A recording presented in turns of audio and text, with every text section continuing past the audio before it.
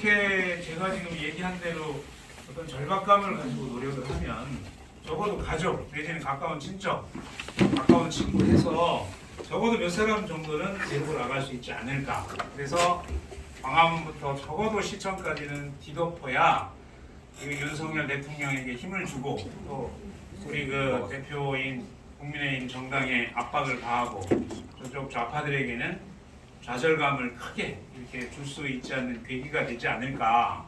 또 그렇게 해야만이 힘을 얻어서 윤석열 대통령이 좌파와의 싸움, 주사파와의 싸움, 민노총과의 싸움, 간첩을 색출하고 잡아내는 싸움을 더 잘할 수 있지 않을까. 그래서 제가 오늘 말씀을 한 30분, 40분 드리겠습니다만 사실은 오늘 이 교육보다 지금 상황에서 진짜 더 중요한 거는 3.1절 집회에 최대한 노력을 해서 많이 집결을 해갖고 하는 것이 가장 당면 과제로서는 중요하다. 이 말씀을 먼저 드리고 시작하겠습니다. 제가 이제 오늘 말씀드리려고 하는 것은 제목은 주민자치위원회와 자유마을 이런 제목으로 말씀을 드리려고 하는데 실제 여기 이제 몇 분을 빼고는 이천 교수 강의를 많이 듣고 또 유튜브 들어서 대강은 아실 거라고 생각합니다. 대강은. 그러나 이제 우리는 대강 알아서는 안 되고 이게 무장이 되고 그냥 툭 치면 말이 나올 수 있어야 되거든요. 왜냐하면 뭐 지나가는 사람하고도 회원가입을 유도해야 되고 또 아는 사람한테 또 이 자유마을의 필요성이나 주민자치 기본법의 위험성이나 주민자치 위원회의 위험성을 말할 수 있어야 되는데 추상적으로는 알고 뭐 이렇게 하지만은 자신 있게 짧게 또는 길게 이렇게 말할 수 있는 사람이 과연 몇 명일까? 이런 어떤 면에서 제가 이제 그런 고민을 해보면서 짧은 시간이나마 요거에 대한 개념을 좀 명확히 해서 누구한테도 자신 있게 쉽게 말할 수 있도록 해보도록 제가 노력을 할 생각입니다. 그래서 먼저 테스트를 한번 해볼게요. 이제 집회를 이렇게 나가보면 우리 여기 사시는 그 송진숙 여사께서 아주 전사예요. 이제 열심히시고. 근데 이제 질문을 한번 해보는 거예요. 남들한테 자유마을은 뭐다? 이렇게 한두 마디로 정리한다면 뭐라고 말씀하세요?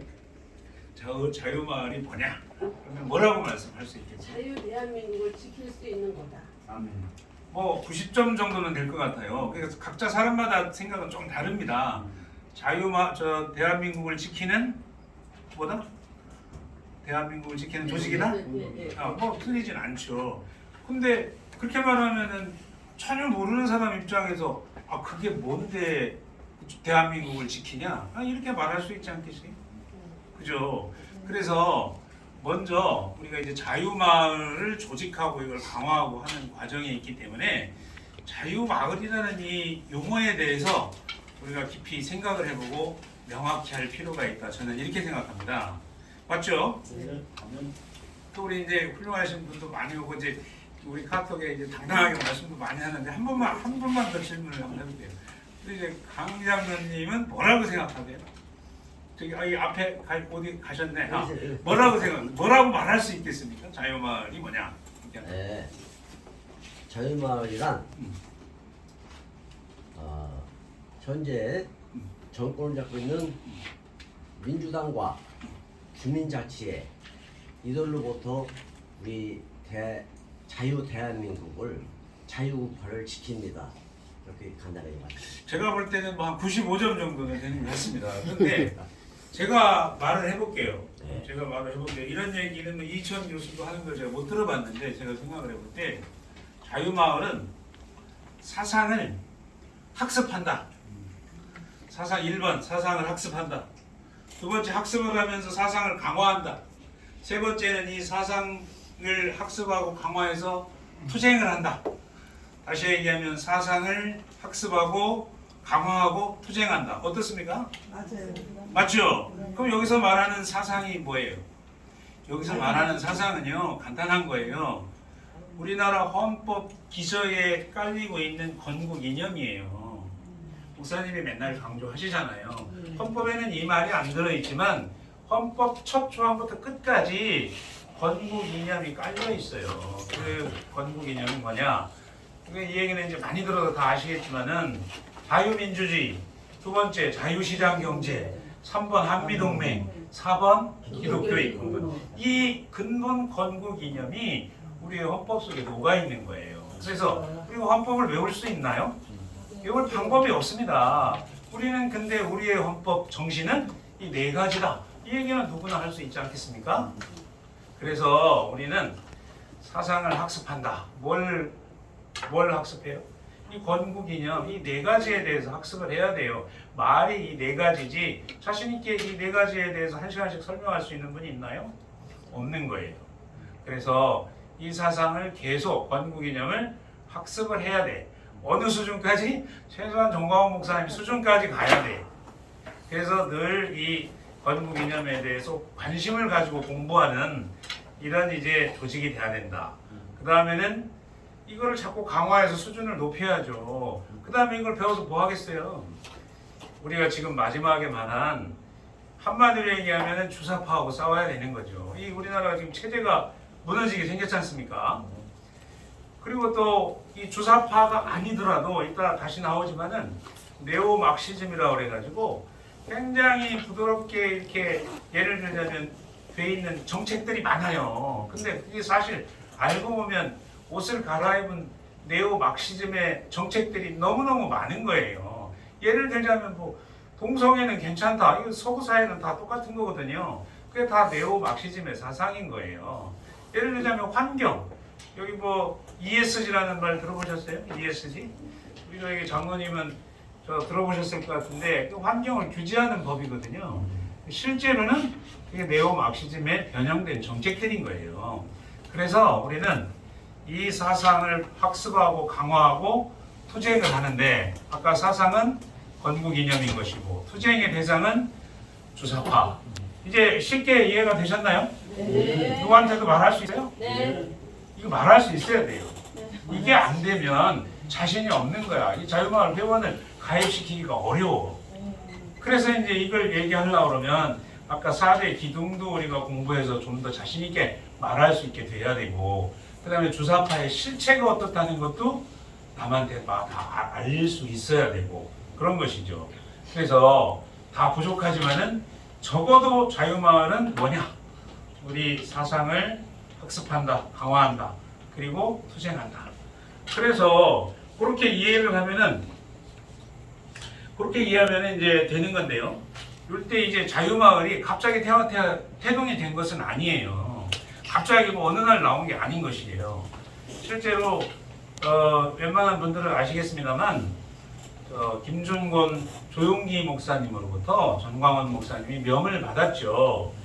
기독당을 만들어서 기독교 신자를 국회에 한 명 내지 두 명이라도 꼭 입성을 시켜야만이 무너져가는 대한민국을 지킬 수 있다.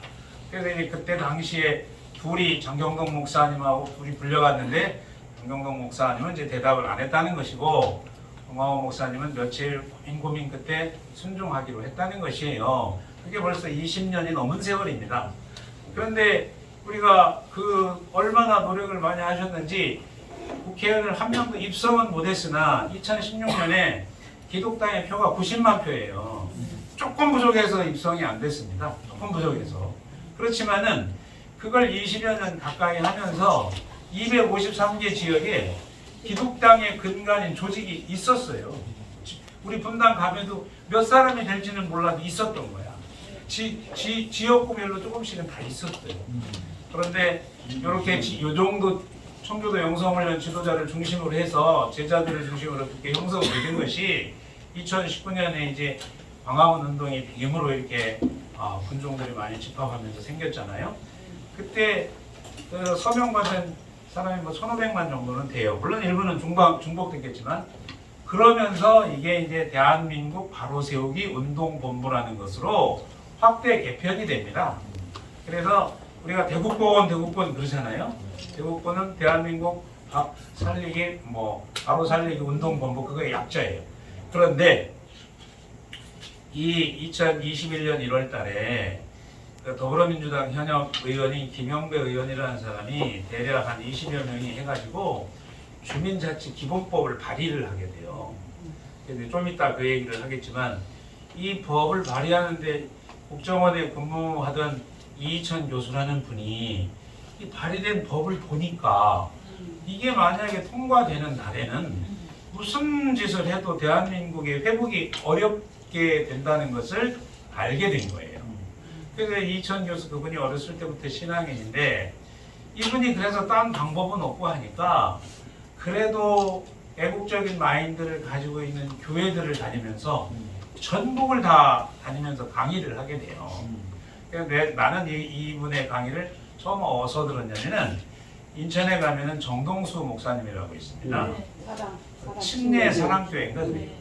나는 거기서 이제 몇 번, 한 10번 정도 가봤는데 그 목사님이 그래도 애국자야. 이북에서 부모님이 이제 이렇게 탈북하신 이제 145대 때 이렇게 내려온 그분들이고 그래서 그런데도 불구하고 전국을 다니면서 강의를 해도 이게 교회 한 교회가 이렇게 일어서기가 어렵고 또 목사님들이 또 심각하긴 한 것 같은데 그렇지만 목사님들이 뭐 교인님 뭐 몇백 명이나 또 뭐 데리고 무슨 행동을 할 수 있겠어요. 그러니까 이게 이제 답답했던 거예요. 그렇지만은 그래도 어떤 민심에 굉장히 위험한 법이라는 것 정도는 알리는 데는 성공을 한 것 같아요. 그래서 2021년 1월에 이 법이 발의가 됐는데 실제로 통과는 못 시키고 있었어요. 그래가지고 이제 내가 기억하기로는 2021년 가을쯤입니다. 가을쯤에 이천 교수가 원래 정광훈 목사님을 모르는 분은 아니에요.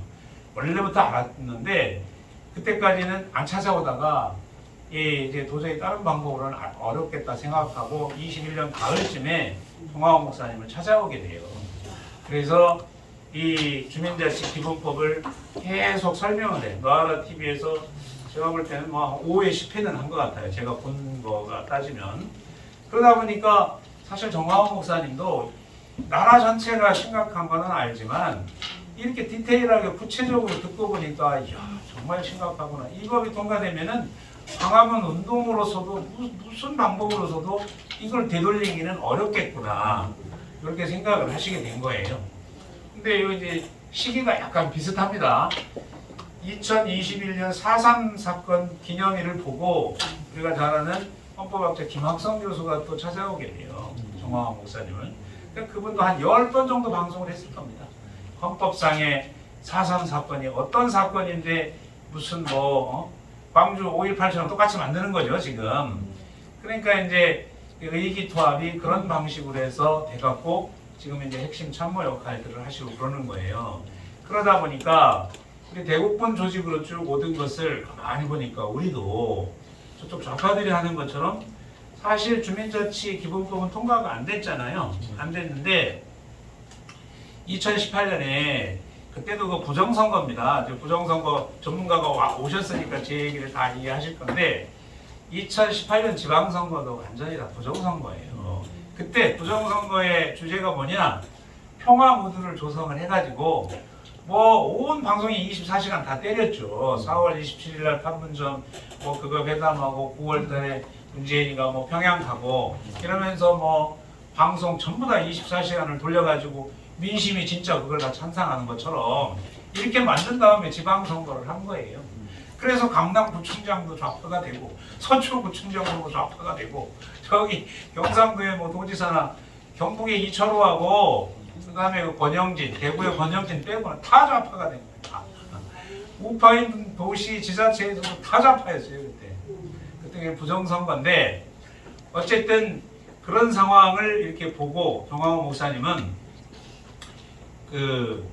얘들이 주민자치기본법을 통과를 안 시켰지만 절대적으로 이 지방자치단체장이 압도적으로 좌파들이 다 됐기 때문에 이 사람들은 법은 통과는 안 됐지만은 이 주민자치기본법에 의한 주민자치위원회를 흉내내는 모양을 만든 거야. 그게 뭐냐면 현재 한 전국에 1,500개 정도 있는 그게 주민센터 근처에 있는 주민자치위원회가 그거야. 현행 주민자치위원회는 이 주민자치기본법에 의해 설립된 게 아니야. 지방자치단체장의 조례에 의해서 설립되어 있는 거야. 그래서 지금은 얘들은 행정복지센터의 그 밑에 소속이야. 밑에 소속. 그리고 지금 하는 일은 봉사나 취미활동 이런 거를 강조해. 이런 거를. 인원은 작으면 10명, 많으면 30명. 이런 정도 있어. 그런데 지금은 절대 좌파 색채가 나타나거나 그렇지 않아. 왜냐하면 행정복지센터 내에 하나에서 하나 조직 같은 거니까. 그리고 뭘 거기다 돈을 주거나 이렇게 할 수는 없어.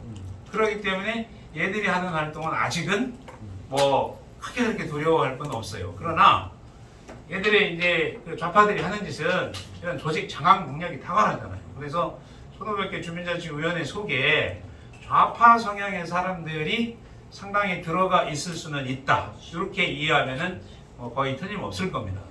그래서 지금 이제 얘들은 마지막으로 하려고 하는 게 그 다음 정권도 얘들이 하고 어쩌고저쩌고 하지만은 궁극적으로는 다음 정권을 취득하고 쟁취하고 이 21년 1월 달에 만들어 놓은 주민자치 기본법을 통과시키려고 이렇게 하는 거야. 그런데 목사님 입장에서 가만히 생각하니까 이게 대국권 해가지고 사람만 막 서명 1,500만 명 받았고 여기저기 많이 있지만 결정적일 때 힘이 없는 거야. 이 촘촘하게 네트워킹이 돼 있지 못하고 이 사람들이 사상적으로 훈련도 안 돼 있고 그런 거야.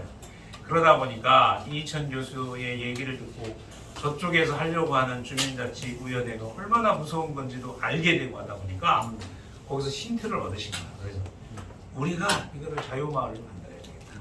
이렇게 힌트를 얻으셔가지고 자유마을이라는 말이 나오게 되는 거예요. 그런데 이거는 정말 굉장히 좋은 전략이에요. 우리가 대중이 아무리 많아도요, 이렇게 꿰지지 않으면, 고수리 서마려도 꿰지지 않으면 쓸데가 없는 것처럼 그런 거예요. 그래서 마을 단위로 이렇게 조직이 된다는 것은 정말로 이거는 대한민국에서도 없었을 뿐만 아니라 세계에서도 이런 건 없어요.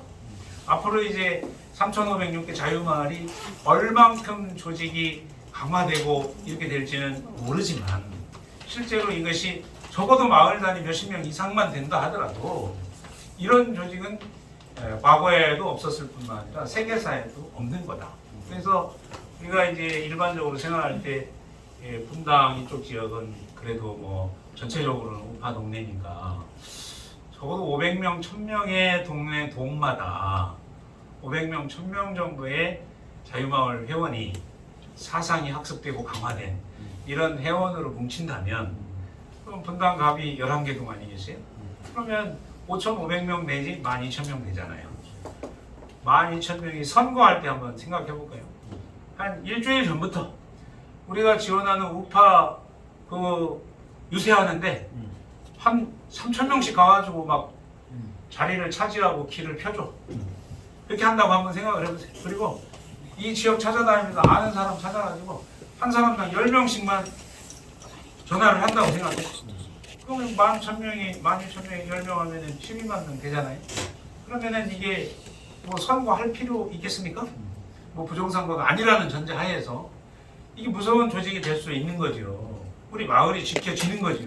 그 다음에 나라가 지켜지는 것이죠. 이게 내가 우리 분당 갑을 예를 든 것인데 이것이 대한민국에서 있는 일이라면 우리나라 체제에 대해서 이제 걱정할 필요는 없어지는 것이라고 저는 생각합니다. 그래서 이게 굉장히 힘든 일이지만 굉장히 좋은 전략이고 반드시 어렵더라도 시간이 걸리더라도 성공을 시켜야만 우리나라가 지켜진다는 데에서는 전혀 이의를 달 수가 없는 그런 좋은 아이디어다, 전략이다. 저는 그렇게 얘기하고 싶습니다. 자, 그러면 여기까지 자유마을이 어떻게 태동이 됐나 이해하셨어요? 네. 이해하셨죠? 네. 누구한테 말할 수 있겠죠? 그럼 이렇게 얘기하면 돼. 옛날에 기독당이 있었고 그 다음에 2019년도에 광화문 대국운동이 있었는데 그걸 더 확실하게 보강하고 짜임새 있게 만든 조직이다. 이렇게 이해하면 되는 거죠. 근데 나는 내가 생각할 때는 이 조직 이 이름과 이거는 변하지 않을 것 같아요. 이거보다 더 말단이 없잖아. 제일 좋은 거지. 확실한 완전히 밑바탕을 다 깔고 있는 거니까. 그래서 이 조직과 용어는 세월이 가도 정권을 우리가 뺏겨가지고 공산주의 체제가 되지 않는 한은 안 바뀔 거라고 저는 생각을 합니다. 그래서 우리 자유마을을 그렇게 이제 이해하시면 되고, 그러면 이제 아까 3.1절을 얘기했지만 두 번째가 뭐야? 우리가 해야 되는 게 지금 이게 체제가 아직도 불안하고 어렵잖아요. 뭐 국회의원 저쪽 그건 뭐 180석 이렇게 돼가지고 아무것도 할 수 없잖아. 이재명 맨날 깜빵 보내야 되는데 방탄하고. 그러니 1차 목표가 뭐야? 그걸 하기 위한 3.1절 집회가 중요하고, 두 번째가 뭐야? 내년 총선이지. 내년 총선. 내년 총선에 어쨌든 목사님 말로는 200석. 하여튼 압도적 승리를 거둬야 되는 목표가 그 다음 목표로 우리한테 있는 것이에요. 그래서 이제 우리 자유마을은 200석 달성을 위한 전초 기지다. 그 다음에 이제 또 말할 수 있는 건 뭐냐면, 우리는 대부분 이제 기독교인인데, 우리는 이제 이것이 된다는 전제하에서는 선교 조직이 될 수 있어요. 선교 조직은 뭐 제가 이제 요즘에 우리 동네 자유마을 회원들을 많이 만나면서 한참 얘기하다가는 이제 정몽환 목사님 설교 가지고 논하거든요. 그렇게 이게 선교가 되는 거예요. 이게 말이 되는 사람은요, 제가 얘기하면 재밌어 하더라고. 어제 그저께 주일날 존재 제1 원인이 있잖아요. 그 초신자들한테 이 전도하기 굉장히 좋은 설교예요. 그거를 10분 이내로 말할 수 있으면 아주 좋아요. 10분 이내로 말할 수 있으면 아주 뭐 유식해 보이기도 하고 그럴 수밖에 없잖아 그게. 그래서 이제 우리는 이게 1차적으로는 마을을 지키고 나라를 지키는 거지만, 이 사상이 무장이 되면 우리는 이 강력한 선교 조직이 되는 거예요. 선교 조직으로 뭉쳐지면 그 다음 뭐 해야 되지? 북한 동포를 구출해야지. 구출. 자유통일 세력의 전초 기지가 되는 것이지. 그러니까 이제 자유마을은 어떻게 대중됐다, 왜 필요하다, 그 다음에 우리는 무슨 목표를 갖고 있느냐, 여기까지 다 이해하셨죠? 네. 민자 씨 얘기할 수 있겠어요? 어디 가서? 이거 말할 수 없으면 안 돼요. 이거 말할 수 있어야 돼, 남한테. 그래야 내가 아는 거야. 남한테 말할 수 없으면 내가 잘 모르는 거야. 내가 말할 수 있어야 돼요. 여기까지가 돼야 된다고 저는 생각합니다.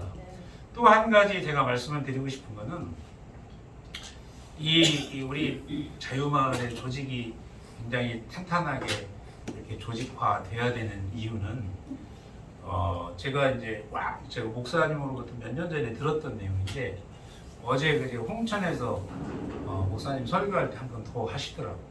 그래서 교인이 아닌 분도 있지만 제가 역사 얘기니까 잠깐만 해볼게요. 그 BC 한 800년 전에 이스라엘 나라가 솔로몬 때 정치를 잘못해갖고, 솔로몬 죽고 나서 분열이 됐어요. 북쪽은 북이스라엘, 남쪽은 남유다, 이렇게 분열이 됐어요. 그때 목사님 설교는 자세히 하시더만 저는 아주 짧게 할게요. 근데 북이스라엘은 아시리아라는 나라로부터 이렇게 망했어요. 남유다는 그 바벨론 제국, 바벨론이 어디냐면 현재 이라크예요. 그래서 중동에서는 맨날 싸워, 이라크하고 이란하고. 왜 그러냐면 옛날에 먼저 제국을 이뤘던 데가 이라크, 바벨론이고, 이란 지역의 그 뒤에 일어난 페르시아 지역에서 일어난 페르시아라고 하기도 하고, 성경상에는 메데파사라고 써 있어요. 이런 두 제국이 늘 싸웠기 때문에 지금도 맨날 싸우는 거예요. 근데 이스라엘 백성들이, 그 남유다의 사람들이 대부분이 그 바벨론 제국으로 포로로 끌려갔다니까. 끌려갔어요. 끌려갔는데 거기를 가서도 이스라엘 사람들은 단합하지 못하고 계속 싸우는 거야. 계속 싸워. 그런데 어느 날 에스겔의 환상이 나타나잖아요. 큰 골짜기에 뭐 해골대로 뼈는 뼈대로 엄청나게 이게 산재됐는데, 그 꿈에 뼈들이 일어서고 힘줄이 붙고 살이 입혀져서 군대가 되었다. 그렇죠? 그 얘기를 이스라엘 백성에게 선포하는 것이에요. 그랬더니 그 전에 그렇게 거기까지 와서 싸우고 하던 것들이 회개를 하고 알아듣기 시작을 하는 거예요. 그래서 에스겔이 환상을 본 후에 곳곳에 돌아다니면서 설교를 했더니 어떤 일이 일어났어요? 출애굽할 때 당시에 군대 조직이 된 겁니다. 10부장, 100부장, 500부장, 1000부장이 다시 조직이 됐어. 그런 와중에 이란이라는 나라에서는 고레스라는 사람이 일어나서 그 지역을 다 이렇게 통일하게 돼요. 근데 사실은 바벨론 제국이 무너지는 거는 감히 상상도 할 수 없는 견고한 성이라고 다 얘기하는데, 그것을 결국은 고레스가 무너뜨리게 돼요. 무너뜨리게 되는데, 이 고레스라는 왕이 이렇게 보면, 아니 자기도 어쨌든 이 견고한 성이긴 하나 어떤 타 민족이 이렇게 또 쳐들어올 수 있잖아요. 근데 이 이스라엘 백성들은 사실은 그 입장에서는 다 종인데 이 사람들은 종 같지가 않은 거야. 행동하는 것도 그렇고 다 이렇게 단결이 돼가지고 조직화돼 있고 이러니까 어느 다른 민족이 다시 여기를 쳐들어오면 저 사람들이 그쪽 편을 쓰면은 그냥 바로 우리는 그냥 깽깽하겠다. 바로 지겠다. 이래가지고 그 바벨론 제국을 오래 지배하기 위해서 야 니들은 그냥 니들 땅으로 돌아가라 이렇게 된 거예요. 그래서 돌아가서 뭐 여러 가지 얘기가 있지만 이제 스룹바벨 성전이 그렇게 건축이 되는 것이에요. 근데 이게 그냥 겉으로 얘기되는 게 아니라 옛날에는요 재산이라는 게 땅하고 사람밖에 없었어요. 땅은 뭐 곡물이 나오니까 그렇고 사람은 노동력이잖아, 노동력. 그래서 옛날에는 제일 중요한 자산이 땅하고 사람인데 이스라엘 민족이 대부분 다 걸로 끌려왔는데 그거 웬만한 사람이 그거 풀어주겠습니까? 풀어줄 수 없는 거죠. 우리나라 사람들이 뭐 임진왜란 때 일본으로 끌려간 사람 엄청나게 많은데 지금 후쿠오카에 주로 있어요. 그 사람들 뭐 풀어준 적 있어요? 병자호란 때 50만, 60만 청나라로 끌려갔는데 그 사람들이 뭐 일시 풀어준 적 있나요? 없어요. 왜냐? 굉장히 옛 사람은 중요한 재산이었기 때문에 그런 거예요. 근데 아니 고레스라는 사람이 뭐 성경 속에는 착한 마음을 주사 이렇게 돼 있으나 실질적으로 자기 의욕으로 생각돼 있던 겁니다. 그러니 우리가 조금 아까 말씀드린 자유마을 사상을 학습하고 강화해서 아주 그 견고한 다수의 목사님 말씀은 최소 동마다 5,000명이라고 하지만 하여튼 최대한 견고한 조직을 갖추고 있으면 우리는 싸우지 않고도 이기는 그런 기적은 나타날 수 있다는 것이에요. 이것이 이제 성경 속에서 발견되는 하나의 이제 비밀 같은 것이라고 저는 생각을 합니다. 그래서 성경의 박사인 이승만 박사가 그런 말을 했지 않습니까? 지금 들어오면 너무 쉬운 것 같지만 뭉치면 살고 흩어지면 죽는다. 그거 그냥 어디서 배웠겠어요? 성경 속에서 그런 거를 발견을 한 것이라고 저는 그렇게 생각을 합니다. 그래서 이제 자유마을은 어떤 이름을 거쳐서 현재 자유마을이 됐나? 자유마을은 무엇을 하는 곳인가? 자유마을의 필연성과 목적은 무엇인가? 여기에 대해서 좀 10분 얘기를 한 것 같습니다. 다 얘기하셨죠? 네. 그 다음에 이제 또 하나는 이제 자유마을은 조금 아까 얘기했지만 주민자치위원회가 싸우기 위해서 이제 만들어진 건데 지금 현재 주민자치위원회는 조례에 의해서 세워두고 행정복지센터의 지도를 받고 있기 때문에 지금의 주민자치위원회는 그렇게 위협이 아니나 2021년도에 1월달에 발의된 주민자치 기본법은 이게 한번 통과되면 회복하기가 어렵습니다. 그래서 얘들은 어떻게 됐든 이 법을 통과시켜서 이렇게 하려고 할 거예요. 앞으로라도. 그래서 앞으로 생길지도 모르는 새로운 주민자치 기본법에 의해서 만들어지는 주민자치위원회가 얼마나 무서운 것인가를 알아야 되는 것이에요. 그래서 이거를 제가 아주 쉽게 말씀을 드리려고 해요. 5가지. 이 주민자치 기본법의 문제점이 5가지가 있어요. 여러 가지 많이 있지만 5가지 정도만 알면 된다고 생각합니다. 1번이 뭐냐면 가짜 주민이에요. 한번 해보겠습니다. 1번 가짜 주민. 가짜 주민. 그 다음 2번째가 뭐냐면 차별금지법 조항이 거기에 들어가 있는 거예요. 자, 2번째 해볼게요. 차별금지법. 차별금지법. 1번 가짜 주민. 1번 가짜 주민. 2번 차별금지법. 차별금지법. 차별금지법이라는 게 동성애 차별금지법이라는 거 얘기하면요. 일반 교회에서는 정말 그건 큰일 난다 이렇게 생각을 해요. 그래서 그거에 대해서 경계를 합니다. 그리고 막 집회도 하고 해요. 그런데 실제 주민자치 기본법 안에 이 내용이 그대로 들어있어요. 이게 통과되면 그런 것도 소용없는 거예요. 2번 항목에 이게 들어있어요. 세 번째 위험한 게 뭐냐면요.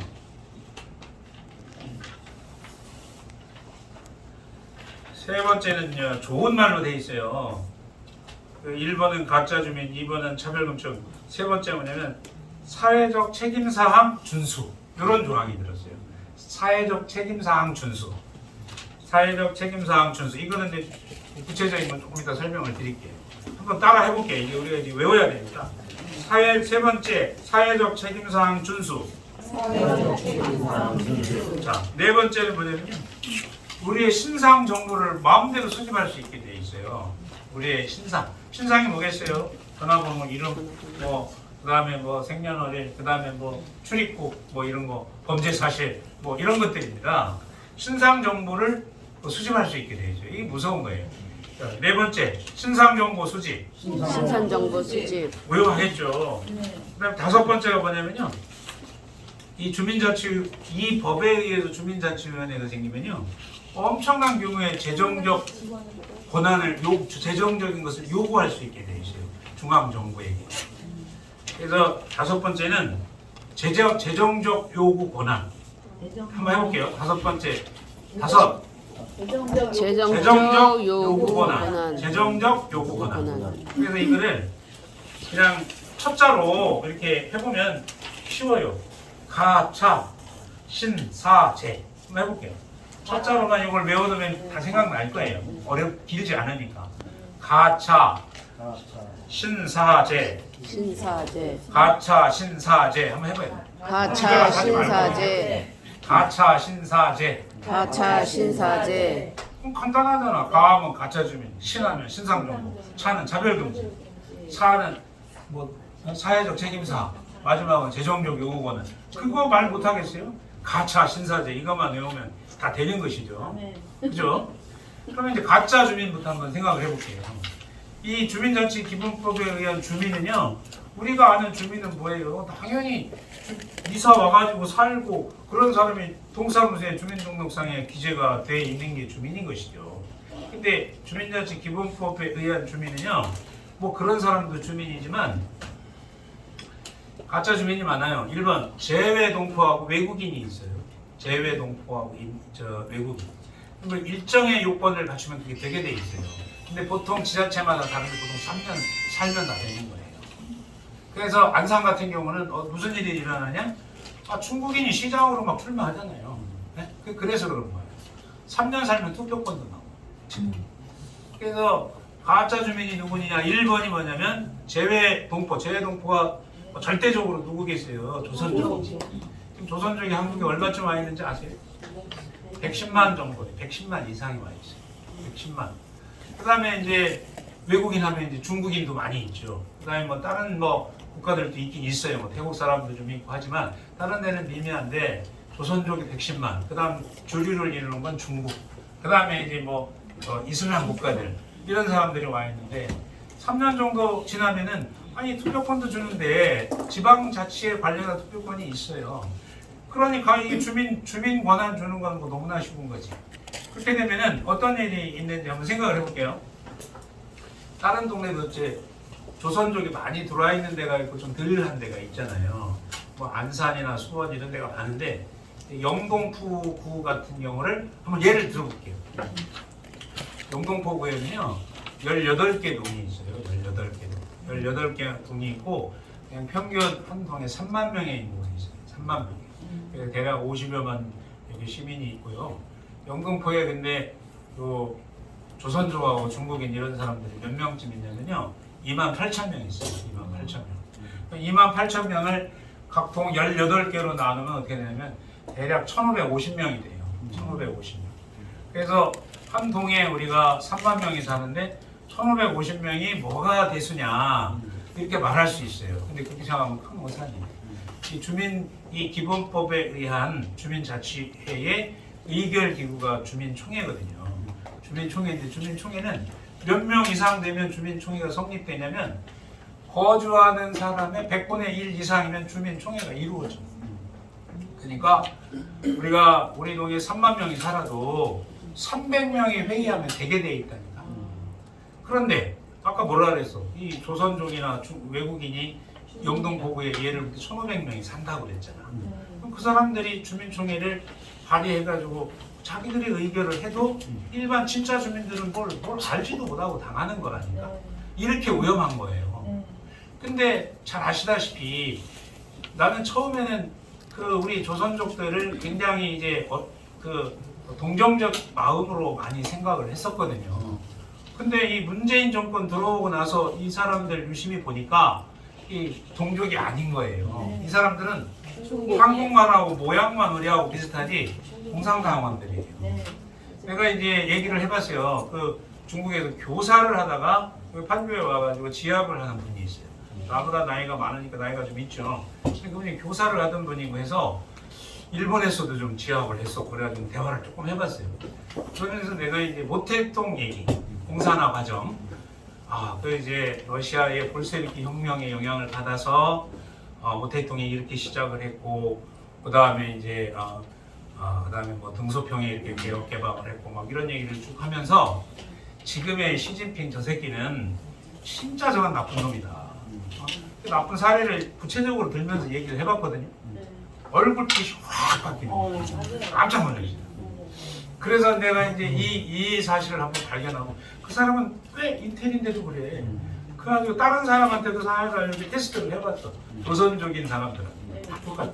똑같아요. 그래서 실제로 이 사람들은 겉만 비슷하고 말만 한국말 하지, 그 어려서부터 중국 공산당에 훈련을 받은 이런 사람들이야.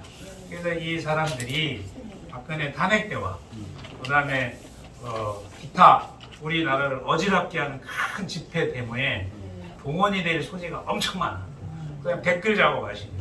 우마오당, 중국 우마오당이라는 데서 부정선거 하시니까 잘 아실 것 같은데 여기에 소속된 인원은 2천만 명이야. 우마오당.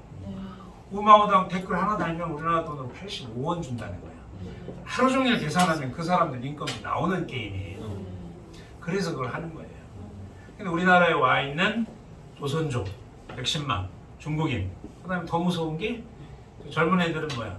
유학생이 8만 명이죠. 8만 명.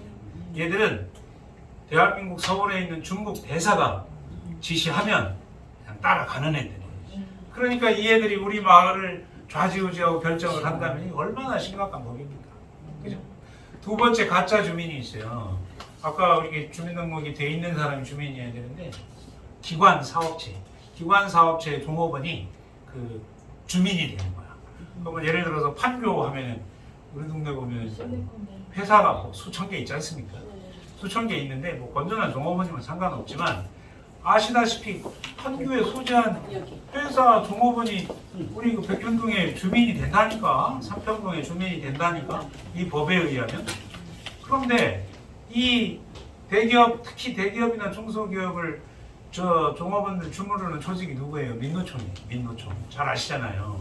민노총이 얼마나 위험한 조직인지 조금만 얘기해 볼게요. 문재인 정권 들어서 50만이 들어서 그 전에 60만이 110만이에요. 한번 따져보세요. 1인당 그 사람들한테 조합비를 월급을 많이 받는 사람도 있고 적게 받는 사람도 있지만 평균 5만 원이라고 한번 가정을 해볼게요. 한 달에 550억, 1년이면 6,500억, 7천억이 생기는 이런 강력한 조직이야. 그래서 우리나라의 모든 뭐 옛날 이명박 직전에 효순 미순 집회나 광우병 집회나 박근혜 탄핵 집회는 민노총에서 주도했다고 보면 맞는 거예요. 돈이 거기서 다 나오니까. 돈이. 아니 저 좌파들은 돈 줘요. 집회하면. 저 다 줘요. 그러니까 이게 되는 거야 집회가. 한번 가볼만 한 거야 그냥. 돈도 생기니까. 이 민노총 조직이 우리 마을에 주민이 돼가지고 무슨 주민총회를 하면 실제 주민이 이길 방법이 있겠냐고. 이 선전선동으로 가짜도 진실처럼 이렇게 신념처럼 말하는 이렇게 훈련된 인간들을 우리가 상대할 수 있겠냐고. 그래서 가짜 주민 중에 1번이 뭐 조선족이나 제외 뭐 동포 또는 뭐 외국인이지만 두 번째 더 무서운 게 이 민노총 조직원들이 우리 주민이 돼서 우리 마을의 중요 의사결정을 하게 된다. 세 번째 또 있어요. 세 번째. 뭐가 되어 있냐면 학교 교사가 되게 돼 있다. 학교 소재한 학교. 학교에는 뭐가 있죠? 전교조가 있죠. 전교조 교사가 우리 마을에 와가지고 주요 의사결정을 하면 어떻게 되겠지? 우리 뭐 정상적인 우파의 그 의견이 되겠어요? 어렵죠. 근데 일반 학교 말고 우리가 모르는 마을 사설학교, 대안학교 같은 게 많아요. 근데 그게 거의 대부분은 그겁니다. 좌파 성향의 교사들이 들어가 있어요. 마을 사설학교 수백 개 있는 부분은 거의 좌파 교사들이라고 보시면 되는 거예요. 이렇게 위험한 법에 이렇게 주민자치기본법에는 그 사람들이 주민이 되게 돼 있다. 그 다음에 이제 또 가짜 주민은 이제 얘기가 됐고요. 그 그다음에 이제 아까 두 번째 가는 가짜 주민, 차는 뭐라 그랬어요? 차별금지법 조항이 들어가 있다고 그랬잖아요. 차별금지법. 여기에 보면 이렇게 돼 있죠.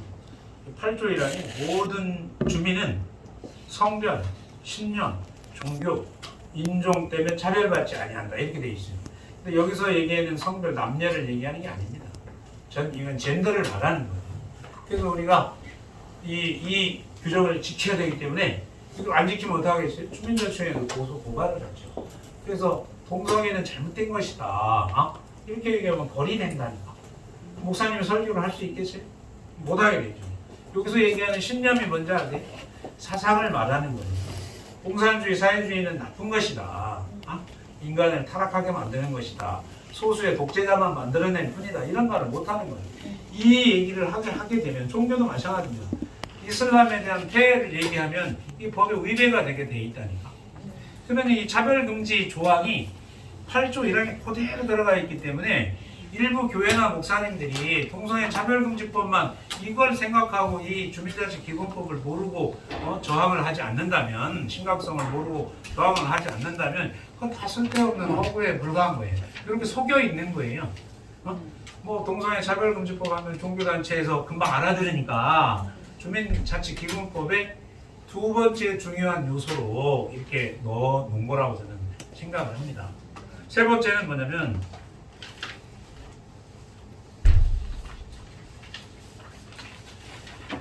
아까 이제 그랬죠. 세 번째 사회적 책임사항을 준수할 의무가 있다 이런 건죠. 여기에 이제 보면은 이래요. 말로는 그래요. 이게 5조 2항인데 주민과 주민자치회는 노동, 인권, 환경, 복지 등 관계 법령에서 규정한 사회적 책임사항을 준수해야 된다. 뭐 이렇게 돼 있어요. 말은 근사한 것 같아요. 근데 여기에 엄청나게 이제 그 네오 막시즘으로 포장돼가지고 겉으로는 근사한 말 같은데 이 시행 과정에서는 엄청난 독소 조항이 많아요. 쉽게 한번 예를 들어볼게요. 우리가 이제 2년 반 동안 코로나 상황이 왔었잖아. 그 코로나에 관해서 뭐 그 법이 어디 있어? 그냥 그때그때 그냥 정부가 지시하는 거죠. 예배 드리지 마. 아니면 뭐 19명 예배 드려. 이런 거 하는 거죠. 그러면 이게 이제 소위 얘기하면 환경 요구야, 환경. 그러면 목사님들이 이건 신앙의 문제이기 때문에 나는 그렇게 할 수 없어. 뭐 19명이지만 우리 게 뭐 크지도 않은데 해봐야 25명이나 19명이나 뭔 차이가 있어. 25명이 예배 드리면 고발되는 거야. 이게 겉으로 이렇게 돼 있는 거지 실제로는 독소 조항으로 꾸며져 있어요. 근사하게. 여기 또 다른 것도 많아요. 인권에 대해서 한번 설명해 볼게요. 목사님이 여기서 동성애는 나쁜 것이고 하나님의 그 질서 섭리에 맞지 않는 것이야 이러면 아까 조금 아까 얘기한 것처럼 인권 조항이 걸려. 그래서 좌파부가 고소 고발해. 그러면 그게 뭐 금방 잘못되진 않겠지만 계속 반복이 되니까 목사님이 설교를 할 수가 없어. 목회를 할 수가 없어. 이렇게 되는 거예요. 환경도 마찬가지예요. 그래서 저기 아시는 분은 아시는지 모르겠지만 뭐 탄소 무슨 뭘 규제한다고 한번 예를 들어보세요. 이게 지금 부분적으로는 크게는 시행이 되는데 이거를 조그맣게 잘못 적용하면요 이 세상에서 살 수 있는 사람이 없어요. 엄청 피곤해지는 거예요. 이런 조항을 좌파들은 어떤 목적으로 사용을 하겠어요? 우파들을 괴롭게 하고 완전히 동네에서 추방해가지고 다른 나라로 가게 만드는 거지. 가게 만들면 어떻게 돼? 우파들이 돈 있는 사람들이 이런 세상에 살 수 있어요? 다 떠나가려고 하겠죠. 돈 빠져나가고 사람 빠져나가고 남는 건 뭐 빠져나가? 지들 마음대로 하는 세상을 만들려고 하는 법이 이 법인 거예요. 결국은 또 계속 반복되겠으나 말만 근사하게 사회적 책임상을 준수해야 된다 그러지만 그 노동, 인권, 환경, 복지라는 것이 네오막시즘으로 교묘하게 포장돼 있다. 적용하는 것은 국민을 통제하고 바보 만들고 괴롭게 하고 결국은 이 동네를 떠나갈 수밖에 없게 만드는 이런 아주 그 독소 조항을 안고 있는 법이 주민자치기본법이다. 이제 그다음은 이제 알아듣기 아주 쉬워요. 네 번째가 신상정보 수집이요. 이렇게 관리 감독 받고 싶으세요? 여러분들의 모든 가족의 비밀 사항이 다 이렇게 주민자치위원회는 이걸 요구하면은 중앙관계부처는 다 그걸 답을 하게 돼 있어요. 법이 그렇게 돼 있어요. 그래가지고 그 헌변이라고 있어요. 헌법을 생각하는 모임이라고. 좌파들이 하는 것은 뭐 무슨 인권법위원회, 국제법위원회 뭐 이런 거 들어보셨잖아요. 좌파들이 하는 단체. 근데 우파들이 하는 헌법 관련 단체가 헌법을 생각하는 모임이라는 단체가 있어요. 거기에 이제 구상준 대표라는 분은 이 법을 보고 뭐라 그랬냐면 이 주민자치위원회는 국회의원이나 대통령도 못 가진 무소불위의 권한을 갖고 있다. 이렇게 표현을 했어요. 그렇지 않겠습니까? 이거 다 어디서 보고 이런 짓 하는지 아세요? 베네수엘라. 다 이게 북한이나 중국에서 배워가지고 하는 거예요. 중국 공안이 이렇게 돼 있어요. 중국 공안. 중국 공안은 이렇게 돼 근데 있어요. 이런 법이 통과될 수 있을까요? 예? 이런 법이 통과될 수 아, 통과 안 됐다 그랬잖아요. 그러니까 이런 법이 통과될 수가 없을 것 같아요. 아닌데 그래서 우리가 미리 우리가 이제 그 전에 혼자 이천 교수 혼자 돌아다니면서 강연을 했고 이 심각성을 알게 된 정광호 목사님은 이 자유마을이라는 것을 주민자치 기본법에서 그 다루는 주민자치위원회가 아직 생기진 않았으나 그 전신으로 조례로 한 1,500개는 이미 만들어져 있다니까. 물론 그것은 조례이기 때문에 이런 주민자치위원회가 아니라 행정복지센터의 그 지도를 받는. 그런데 우리는 이런 것을 막기 위해서 자유마을을 만들고 이것이 통과되면 우리 마을뿐만 아니라 나라가 끝나는 일이니 자유마을을 만들어서 이런 일이 생기지 않도록 하자고 하는 것이에요. 이해되셨죠? 다섯 번째가 뭐냐면요. 이게 또 이 무소불위의 권한이 여기 또 나와요. 이게 웃기는 게 어떻게 되어 있냐면은 정부와 지방자치단체로부터 엄청난 그 규모의 행정적, 재정적 지원을 받을 수 있게 돼 있어요. 그래서 예를 들어서 여기라고 그러면 이 동네라고 그러면 분당구라든지, 그 다음에 성남시라든지, 그 다음에 이제 국가의 재정적 요구 이런 거를 할 수 있게 돼 있어요. 그래서 그것뿐만 아니라 수익 사업을 할 수 있게 돼 있어요. 주민자치위원회가 수익 사업을 뭐 잠깐 떠오르지 않으니까 한번 예를 들어볼게요. 이재명이가 주로 하는 방법이 그런 거 아니에요? 성남시 땅을 내가 옆에 앞에 있는데 한 1,000평을 거의 무상으로 받아. 이재명이 하는 수법이 그거예요. 거의 공짜로 받아. 거기다가 주차장을 만들어. 아니 그러면 임대료는 거의 없고 요즘 차 갖고 다니는 사람이 없으니 얼마나 주차장 수입이 캐시 수입이고 좋겠어요. 돈이 엄청 들어오겠죠. 그 돈으로 뭐 하겠어요. 지들끼리 잘 먹고 잘 사는 그 주차장에 뭐 앞장서서 일하는 사람 뭐 한 100명 200명 고용 안 하겠어요? 이게 이재명이 하는 수법이에요. 성남에서 이렇게 팔려나고 경기도로 갔던 거예요. 지금 이제 문제가 되는 정자동 더블트리 그것도 그렇잖아. 임대가 30년인데 최저임대료. 최저임대료. 30년 지나면 어떻게 하려고 했을까요? 최대로 깎아서 주려고 했겠지. 이런 것이 이제 수사가 되고 있는데 실제로 주민자치위원회가 이런 뭐 최저로 그 시나 국가의 어떤 토지나 또는 뭐 장소를 빌려서 주차장이든 뭐 힐링센터든 카페든 식당이든 아니 다른 사람 우리 자영업자들을 한번 생각해 보세요. 아니 객관적인 임대료를 내고 사업을 하지 않습니까? 그런데 기본적으로 건물이 공짜고 땅이 공짜인 사람하고 경쟁하면 이기겠어요, 지겠어요? 우리 우파의 그 개인 사업 하시는 분들은 이게 현실화되면은 거의 다 망한다고 보는 거지. 그렇지 않겠어요? 그만큼 이것도 조금 아까 내가 말씀드렸듯이 왜 이렇게 하려고 하느냐? 지들 세력을 확장하고 우파 세력을 망하게 하고 내쫓기 위해서 이런 조항을 둔 거예요. 자, 그래서 지금 이제 제가 40분 말씀을 드렸는데 자유마을에 대해서 이제 개념이 생겼을 것 같고 주민자치위원회가 아직